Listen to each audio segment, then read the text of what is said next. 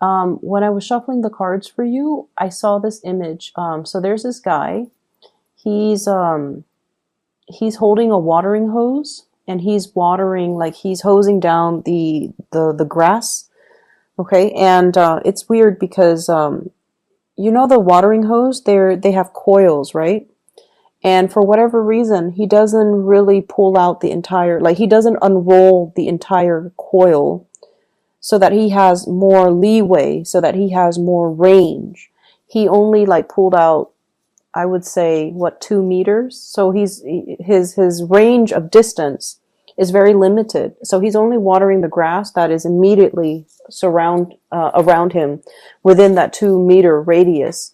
So I see him doing the same things over and over and over again, watering just around within that range. And what I'm getting from this image is, once again, broaden your horizons a little bit. The need to kind of not be so, I want to say, tunnel vision, and focusing on the small things rather than seeing the whole picture. And there's definitely a need here to kind of like learn to troubleshoot and problem solve, and especially learn to kind of step out of our comfort zone a little bit. And that's what I'm feeling here. So it's like you're tending to a certain thing over and over and over again. And I feel it's almost like doing it out of that sense of repetition. It's like it's been done in the past, so I'm going to do it again. There needs to be a little bit more risk taking, and as well, getting creative and using the tools at your disposal and using the tools that are all around you so that you can, creatively problem solve, or you can, extend outside of your comfort zone. Okay. So enough about that. What is coming through with this spread here is there are some really, really good energies, but I definitely see you being very stubborn about allowing these new opportunities to come in. So let me talk about your energy and what's coming through for you. You show up here as the King of Cups in the reverse. King of Cups in the reverse.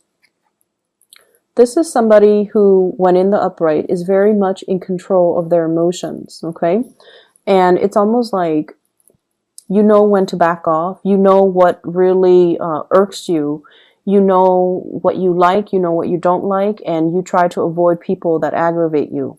When it's in the reverse position, it could be, attention seeking. It could be getting involved in situations that is not good for you.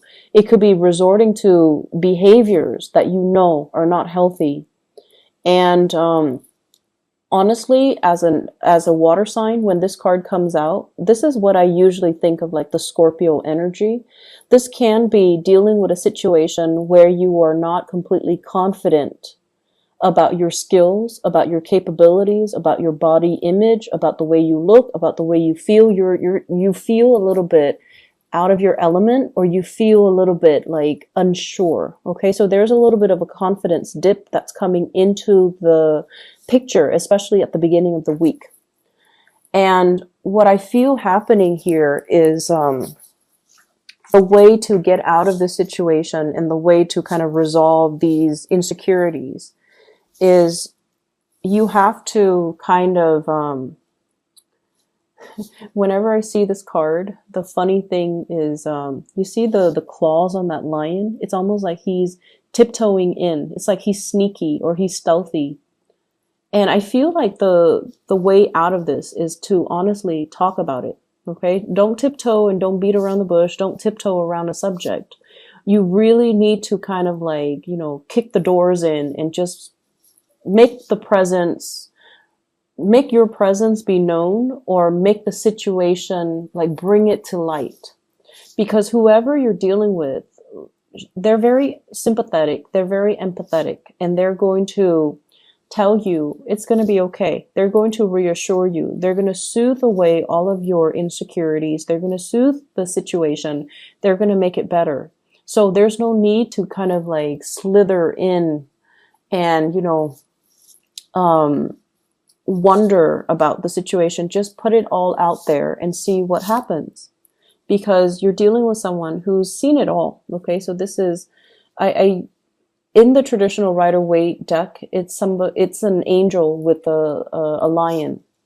So this is somebody that, you know, there's a great degree of trust in this card, two people really trusting one another. And they know that whatever they reveal, the other person is not going to use that as ammunition, you know, in the next argument, in the next fight. They're not going to use it against you. And you likewise are not going to use their deepest, darkest secrets or their fears or their insecurities against them. So there's a great degree of trust. And you know, a lot of people say Scorpios are very, very secretive. And I feel to a certain extent, everyone is very, very secretive about the things that make them feel insecure. We don't go around revealing what makes us, you know, insecure or what makes us feel less than. It's a sore spot for many of us. But I'm feeling it is especially so for you Scorpios. And as a result of it, I feel almost like you trust somebody enough to reveal all of these things about yourself, and they've never used it against you. And so the advice here is definitely, you know, put it all out there. Get it out in the open. It's like that Band-Aid. Don't rip it off slowly. Rip it off fast and do it once and do it right. And, you know, you never have to worry about it. Okay, so you have somebody in your life that you can definitely trust with all of these problems. So if you're having a little bit of an identity crisis, if you're having a self-confidence dip, you definitely can communicate with them. And I feel like it can work out, and they can make the situation a lot better for you. They're presenting you with some information that you might not even have thought about. We have some new work that's coming into the picture. And I also see travel and movement associated with this new job. So what I have here is the Ace of Coins. This is the beginning of something that you can definitely build upon, okay? Many of you have recently started a new job. Many of you as well have recently relocated. Two of Wands. This is movement, travel, change in direction. And I feel like, you know, there were definitely some divine protection here, working behind the scenes in order to facilitate this process for you. So you have some really positive things, but I definitely see like a lot of uncertainty coming through from your end. And I feel like it is your own personal hang up, because the surrounding energies, everything looks really good. Okay. New work, new income generating opportunities, new opportunities for travel. You have somebody that you really trust. And we have the Magician, which is you manifesting, trying to create that abundance in your life, connecting with people, being the life of the party, being sought after, being invited out to, you know, enjoy the festivities. Okay. This is a person that is really in their element. And as the Magician, he embodies the energies of all the elements. So he has mastery over everything. And so I feel like it might be, you know, towards the middle or the end of the week where you're going to start to feel this energy full force, where you're going to be able to overcome the insecurities, where you're going to be able to feel like you're in your element. And we also have as well, what I'm seeing is, it feels to me like there's a relationship here from the past where one person is investing a lot of their time. It feels to me like it could have been a long distance relationship, because the Two of Wands is a relationship card, but there's only one person in the picture. And there might have been like a long distance relationship. And I feel like it wasn't emotionally fulfilling for many of you. You have found ways to try to rectify the situation. You have, you know, made sacrifices in order to keep this person in your life. The other person as well could have encountered like a new position, a new job. They might have moved away, and then you're making plans to move to where they are. So I feel like the two of you, if you're in a relationship, it has been long distance, or, you know, there's a coming together. Okay, so the two of you are making contingency plans to be in the same location at the same time, and both of you are going to be able to achieve that. So if there's a will for the two of you to work together, to want to make this relationship work, but keep in mind, both people have to be on board. Otherwise, it's not going to work. But I feel like there's a fear here. You know, if I relocate, are you going to relocate? Are we on the same boat? Are we on the same team? Are we working towards the same goals? So I feel like, you know, I jump, you jump. So you have somebody that you love, and they're definitely going to be there for you. And I feel like if you are, for whatever reason, relocating, moving for a new job, it's going to work out really, really well for you. Okay. You have a lot of success that is coming through in the professional front, where you're going to be highly visible. So I feel like it could be, a vertical movement, like a promotion, but I feel like there's a lot of public dealings with this job. So, having to deal with community members, having to advocate for a certain course of action, having to advocate for a certain program, having to deal with financiers, stakeholders, community members, having to convince people, like you have to really persuade and convince people why they should support what you're doing. Okay. And, I don't see this as you going around doing a sales pitch. It's not like that. I feel like you're trying to, get the community together, or get a bunch of people together with different agendas to support what you're doing. And so you're reaching to people from very different walks of life, and you're reaching out to people, I'm also feeling like different demographic groups, okay, like riling people up or getting people to invest, or, you know, at least listen to what you're saying.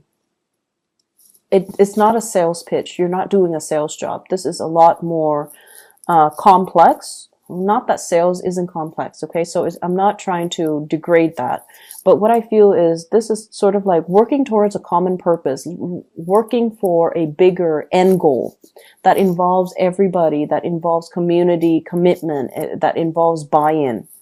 I see a lot of like, you're in the public eye, and I feel like that might be why you're not feeling completely comfortable. You guys are actually quite private as well. So I feel like if these things are heavily advertised, or if you are, you know, getting so much visibility, you feel like your personal life might get dragged to the forefront, and you don't want that. You want to preserve your personal life. You want to keep that personal. Like, you don't want your children to be exposed to this. You don't want your families to be exposed to this. So I definitely feel a lot of trepidation. Like, yes, things are looking really good professionally. Yes, there's a lot of visibility and there's a lot of career success, but you are also afraid of the limelight.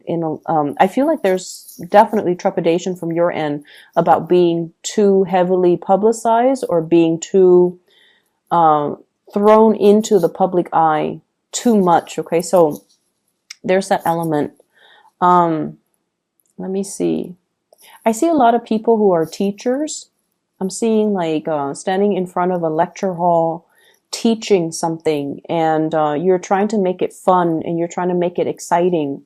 And so you're incorporating a lot of anecdotes, a lot of stories from different disciplines into what you're teaching, so that you can engage your entire audience. So I feel like you're very, very thoughtful, and you're very aware that so for example, if you're teaching a class on chemistry, okay, and you're teaching it's a science class, but it's geared towards non-science majors.